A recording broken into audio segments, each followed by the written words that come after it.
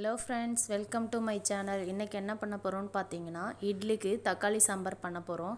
அதுக்கு பாசிப்பருப்பு கழுவி எடுத்து வச்சுருக்கேன். 4 தக்காளி எடுத்துக்கலாம். அதை சின்ன சின்னதாக கட் பண்ணி அதையும் சேர்த்துக்கலாம். பூண்டு வந்து 10லேருந்து 8 பல்லுக்கிட்ட தோல் உரித்து எடுத்து வச்சுருக்கேன். அதையும் இது கூட சேர்த்துக்கலாம். பெருங்காயத்தூள் ஆட் பண்ணிக்கலாம். பெருங்காயத்தூள் ஆட் பண்ணிவிட்டு தண்ணி நம்மளுக்கு எவ்வளோ அளவு தேவையோ அந்த அளவுக்கு வந்து நம்ம தண்ணி வந்து ஆட் பண்ணிக்கலாம். ஏன்னா இந்த சாம்பார் தண்ணியாகவும் வச்சோம்னா நல்லா டேஸ்ட்டாக இருக்கும். அதுக்காக தண்ணி ஆட் பண்ணிவிட்டு குக்கரை மூடி பருப்பை வேக வச்சு எடுத்து வச்சுக்கலாம். அடுத்து ஒரு பாத்திரத்தில் ஆயில் விட்டு அந்த ஆயில் ஹீட் ஆனோடனே கடுகு உளுந்த பருப்பு வந்து ஆட் பண்ணிக்க போகிறோம். இது கூட வெந்தயமும் ஆட் பண்ணிக்கலாம். நான் வந்து வெந்தயம் இன்றைக்கி போடலை. சின்ன வெங்காயம், பச்சை மிளகாய், தக்காளி 3 வந்து எடுத்து வச்சுருக்கேன். சின்ன வெங்காயம் ஆட் பண்ணிக்கலாம். பச்சை மிளகாய் ஆட் பண்ணிக்கலாம். நல்லா வதக்கி விட்டுட்டு ஒரு சின்ன சைஸ் தக்காளி வந்து நான் பொடி பொடியாக நறுக்கி எடுத்து வச்சுருக்கேன். அதை ஆட் பண்ணிக்கலாம்.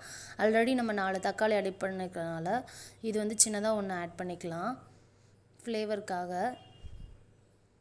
நல்லா வதக்கி விட்டுக்கலாம். உப்பு ஆட் பண்ணிக்கலாம் தேவையான அளவு.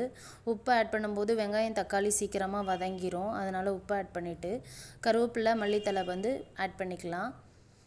ஆட் பண்ணிவிட்டு நல்லா வதக்கி விட்டுக்கலாம். இப்போ மஞ்சத்தூள் 1 ஸ்பூன் வந்து ஆட் பண்ணிக்கலாம். அடுத்து நம்ம வேக வச்சு எடுத்து வச்சுருக்க பருப்பு எடுத்துக்கலாம். பாருங்கள், பருப்பு நல்லா வெந்துருச்சு. அதை லைட்டாக ஒரு கடைஞ்சிட்டு நம்ம வெங்காயம் தக்காளியெல்லாம் வதக்கியிருக்கோம் பார்த்தீங்களா, அது கூட வந்து நம்ம பருப்பை வந்து ஆட் பண்ணிக்கலாம். ஆட் பண்ணிவிட்டு நல்லா கிண்டி விடுங்க.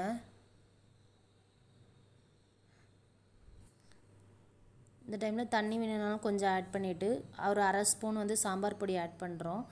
சாம்பார் ரெடி ஆயிடுச்சு. இந்த டைமில் வந்து பெருங்காயப்பொடி நம்ம ஆட் பண்ணி கிண்டி விட்டுட்டு மல்லி இலைகளை வந்து நம்ம சேர்த்துக்கலாம். மேலே தூவி விட்டு இறக்கிட்டோன்னா சாம்பார் வந்து ரெடி ஆயிடுச்சு. அவ்வளோதாங்க, இட்லி சாம்பார் ரெடி. ரொம்ப சுவையான மணமான இட்லி சாம்பார் ரெடி. இதை வந்து நீங்கள் இட்லிக்கு, தோசைக்கு எல்லாத்துக்கும் சாப்பிட்லாம். பாருங்கள், பார்க்குறக்கே எவ்வளோ கலர்ஃபுல்லாக இருக்குது. ரொம்ப தண்ணியாகவும் இல்லை, ரொம்ப கெட்டியாகவும் இல்லை, மீடியமாக இருக்குது. அவ்வளோதாங்க ஃப்ரெண்ட்ஸ். இந்த வீடியோ உங்களுக்கு பிடிச்சிருந்துச்சுன்னா லைக் பண்ணுங்கள், ஷேர் பண்ணுங்கள், சப்ஸ்கிரைப் பண்ணுங்கள். அடுத்து வேறு ஒரு வீடியோவில் பார்க்கலாம். பாய் பாய்.